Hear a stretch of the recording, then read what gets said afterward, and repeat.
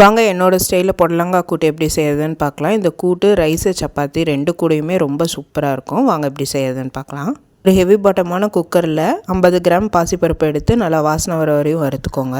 நல்லா ஒரு 2-3 தடவை வாஷ் பண்ணி எடுத்து வச்சுக்கோங்க. அது கூட ஒரு 5 பூண்டு, ஒரு வெங்காயத்தை ஃபைனாக சாப் பண்ணி ஆட் பண்ணிடுங்க. ஒரு தக்காளியும் ஃபைனாக சாப் பண்ணி ஆட் பண்ணிடுங்க. 1/2 கிலோ அளவுக்கு புடலங்காவை தோல் சீவிட்டு ஸ்லிட் பண்ணி டீசீட் பண்ணிவிட்டு ஸ்லைஸ் பண்ணி அதையும் ஆட் பண்ணிடுங்க. காய் முழுகிற அளவுக்கு தண்ணி ஆட் பண்ணிவிட்டு 1/4 டீஸ்பூன் மஞ்சள் பொடி, 2 டீஸ்பூன் சாம்பார் பொடி ஆட் பண்ணிவிட்டு ப்ரெஷர் குக்கரை மூடி 4 விசிலுக்கு ப்ரெஷர் குக் பண்ணி எடுத்துருங்க. அந்த கேப்பில் ஒரு மிக்சர் ஜாரில் 3 டேபிள் ஸ்பூன் துருவன தேங்காய், 1 டீஸ்பூன் ஜீரகம் சேர்த்து நல்லா மைய அரைச்சிக்கோங்க. இப்போ ப்ரெஷர் ரிலீஸ் ஆன குக்கரை ஓப்பன் பண்ணி காயும் தாலியும் மிக்ஸ் பண்ணிவிட்டு நம்ம அரைச்சி வச்ச தேங்காய் பேஸ்ட்டை ஆட் பண்ணி ஒரு கொதி வர வரைக்கும் வெயிட் பண்ணுங்கள். தேவையான உப்பையும் ஆட் பண்ணி இன்னொரு கொதி வந்த பிறகு தாளிப்பு கரண்டியில் 1 டீஸ்பூன் கடலெண்ணெய் காஞ்ச உடனே 1/2 டீஸ்பூன் ஜீரகம், 1/2 டீஸ்பூன் கடுகு போட்டு பொரிஞ்ச உடனே ஸ்டவ் ஆஃப் பண்ணிடுங்க.